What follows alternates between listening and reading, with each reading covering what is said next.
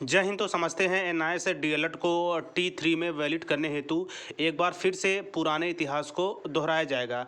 ऐसे में हम सभी लोगों को पता है कि बिहार ही एकमात्र ऐसा राज्य था जिसकी बदौलत एनआईए डीएलएड को शिक्षक भर्ती में सबसे पहले सम्मिलित किया गया था। इसी क्रम में जो है कि आज महत्वपूर्ण शिक्षा विभाग के संबंध में स्पेशली बिहार व बिहार हाई कोर्ट की तरफ से एक बार फिर से एनआईए डीएलएड की वैलिडिटी हेतु क्या व्यवस्थाएं की जा रही हैं, क्या संभावनाएं बढ़ रही हैं, सभी महत्वपूर्ण अपडेट्स मैं आप लोगों के साथ इस छोटी सी वीडियो के माध्यम से साझा करने वाला हूं। ऐसे में सुप्रीम कोर्ट याचिका की बात की जाए तो आपको पता है कि जल्द ही उसका भी हमें डेट मिल जाएगा। उसमें भी मजबूत पैरवी के साथ अपनी बातों को रखा जाएगा। इसी क्रम में यदि बात की जाए तो स्पेशली T3 को लेकर एनआईए डीएलएड की वैलिडिटी को, तो इसमें स्पष्ट कहा गया है कि आदित्य राज सर की तरफ से कि T3 में बैठने के लिए पटना हाईकोर्ट में एक रीट याचिका डाला जा रहा है। जो भी एनआईए डीएलएड अभ्यर्थी साथ आना चाहें तो इस नंबर पे, यानी कि यहाँ पे आपको स्क्रीन पे एक नंबर दिख रहा होगा 7549501151, आज शाम तक जरूर संपर्क करें।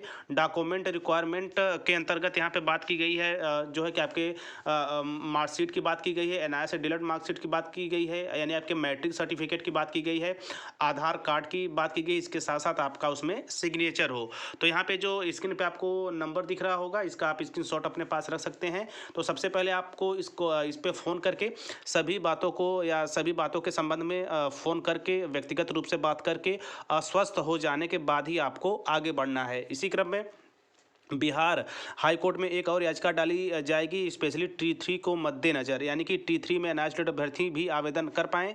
जैसा कि आवेदन के संबंध में यदि बात की जाए तो यहाँ पे आप नोटिफिकेशन के साथ ही जो यह बातें आपके जहन में हो चुकी होंगी कि एनआईए डीएलएड की जो है डिग्री को या उपाधि को मान्य नहीं किया गया है।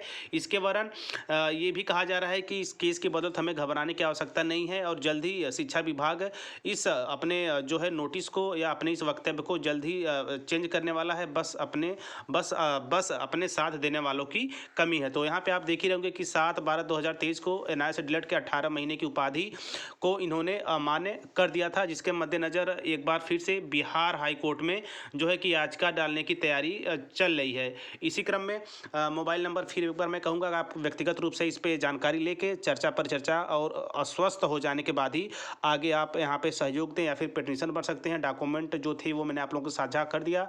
आपको मेरिट जो है कि मैट्रिक, एनआईए डीएलएड और आधार कार्ड विद सिग्नेचर उपलब्ध कराना होगा।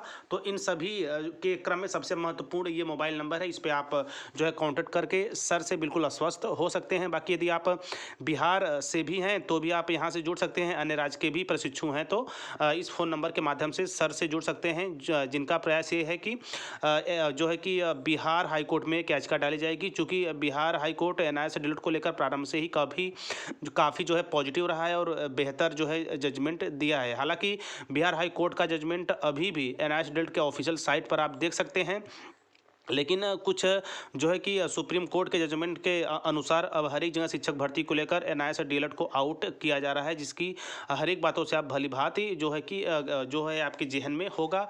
तो मेरा शिक्षा विभाग के संबंध में जो वक्तव्य कहा जा रहा है इस केस के आधार पर, और जो बिहार हाई कोर्ट में केस डालने की बात की गई है उसके आधार पर जानकारी देने का प्रयास किया।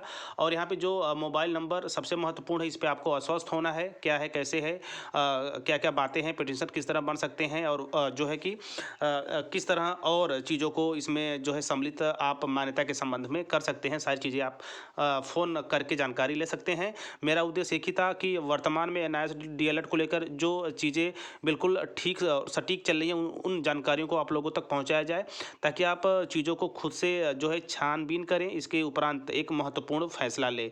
बाकी यदि केस की बात की जाए तो आपको भी पता है कि पप्पू सर की अगुवाई में जो है याचिका डाल दी गई है, जल्दी उसका हमें फर्स्ट हियरिंग डेट मिल जाएगी। इसी क्रम में दिल्ली हाई कोर्ट से भी गजट प्रकाशन के लिए एक केस डाली गई है, वो भी चल रही है।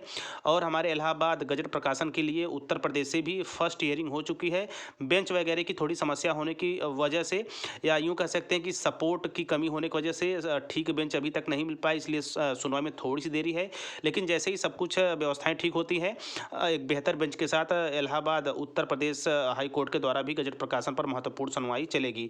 तो यहाँ पे यह वीडियो देने का का एक ही उद्देश्य था कि बिहार हाई कोर्ट में एक बार फिर से जाने की तैयारी, एक बार फिर से इतिहास को दोहराया जाएगा जिस तरह से प्रारंभ से बिल्कुल शुरू हुआ था। इसी क्रम में शिक्षा विभाग ने जो नोटिस जारी किया है इस हाई कोर्ट के जो है कि बल पर ये भी कहा जा रहा है कि जल्द ही वहाँ T3 को लेकर बीपीएससी 0.3 शिक्षक भर्ती में एनआईए से रिलेटेड के आवेदन को लेकर स्थितियां एक बार फिर से बदलेंगी। तो ये रहा अब तक की लेटेस्ट और नवीनतम जानकारियां। बाकी आप कॉल करके सारी चीज़ों का डिस्कशन व्यक्तिगत रूप से अवश्य करिए। बाकी इसी क्रम में जो भी महत्वपूर्ण जानकारियां जुड़ती जाएंगी मैं लगातार आप लोगों तक पहुंचाने का काम करूंगा, क्योंकि हमारा एक ही उद्देश्य है कि एनआईए से डीएलएड को वैलिड करना चाहिए जैसा कि वो पहले था। बाकी और केस को लेकर क्या क्या महत्वपूर्ण फैसले लिए जाते हैं या फिर किसी अन्य प्रदेश के द्वारा कुछ महत्वपूर्ण निर्णय लिए जाते हैं एनआईए से डीएलएड को लेकर, सभी महत्वपूर्ण जानकारियों के लिए आप टीचर प्लानिंग पॉइंट चैनल के साथ बने रहें। तो मिलते हैं नेक्स्ट वीडियो में नेक्स्ट इन्फॉर्मेशन के साथ। तब तक स्वस्थ व्यस्त और मस्त रहिए। जय हिंद, वंदे मातरम।